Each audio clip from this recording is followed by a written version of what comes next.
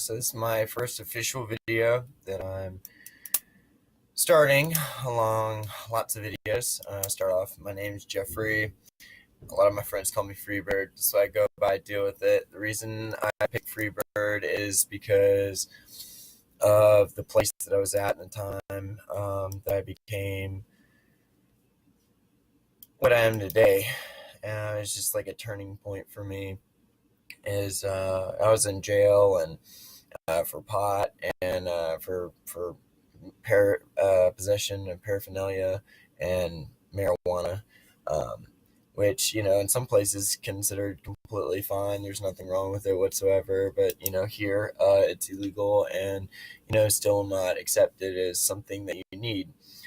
The thing is, though, when I was in jail, all the cellmates that I had, they would want me to sing.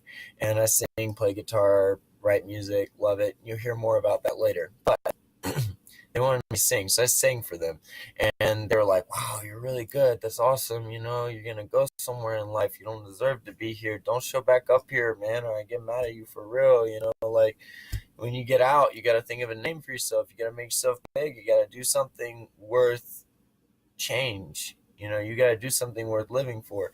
And I was like, okay, so how am I going to do this? And they're like, well, you have to pick a name. So I was like, well, I'm in jail and I'll be out of jail, so I'll be a free bird. And I ended up with Freebird. But honestly, Freebird to me means the freedom of expression, the freedom to be who you are, the freedom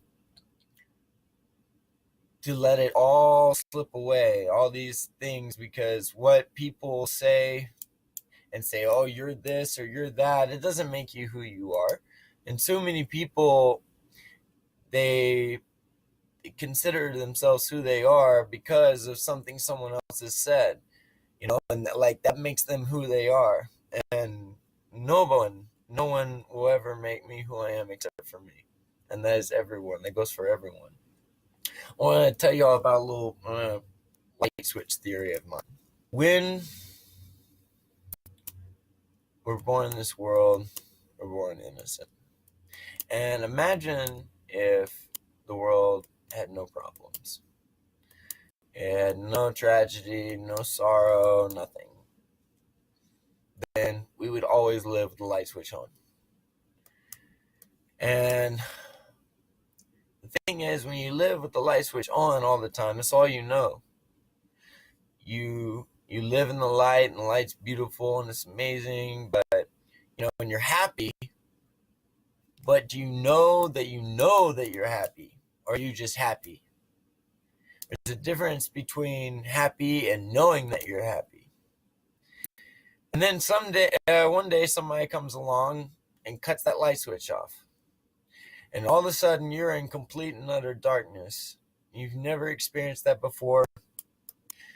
And you're freaking out a little bit. No, you're freaking out a lot. The rug got swept out from underneath your feet. Your world is over, completely flat. Like, you can't see anything now. The world is black. Something you've never experienced before. But you learn to cope with it. You learn to deal with it. You learn to, figure out how to not let it become who you are and overcome this problem of no light. Not knowing that, that when the light switch to be cut back on, like, because it could last indefinitely, and we have no idea. Like, the light switch is off. That's all we know. We were in light, and now we're in darkness. And then one day, somebody comes along and clicks that light switch back on. Boom. You're in light again.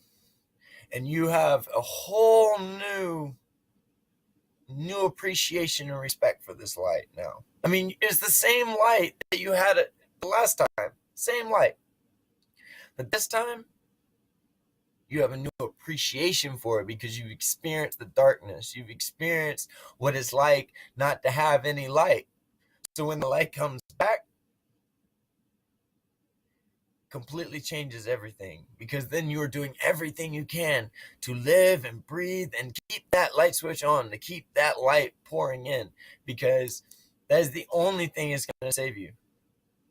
But before, were you worried about any of that? Before, did you, it's just light, man. I'm just living. I can see you. You can see me. And until we have, a lot of us, we don't we don't know what it's like to live in darkness, not true darkness, not something that just completely wrecks our whole world. And there's a lot of people out there that they experience that on a daily basis, myself included.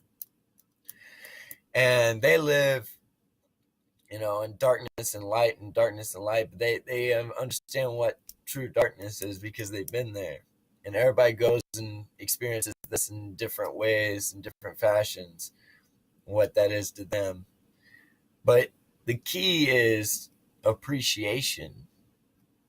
The people that have been through all that craziness and their life is getting better and they've worked hard for it, they have a new appreciation for what they have accomplished. But they appreciate it way more than the individual. They could be doing the exact same thing they are. They could be in the same position out there in life. They could have the same job, doing the same stuff. But one has a different appreciation than the other because one has seen a hell of a lot more dark. So they have a newfound appreciation for the light. I want all y'all to take a step back, take a pause, meditate, look at your life, and try to ask yourself, how do I develop the appreciation that I need to live life to its fullest? Because that is the key to living a beautiful and wonderful life, is appreciating everything for what it is. I'll see y'all next time.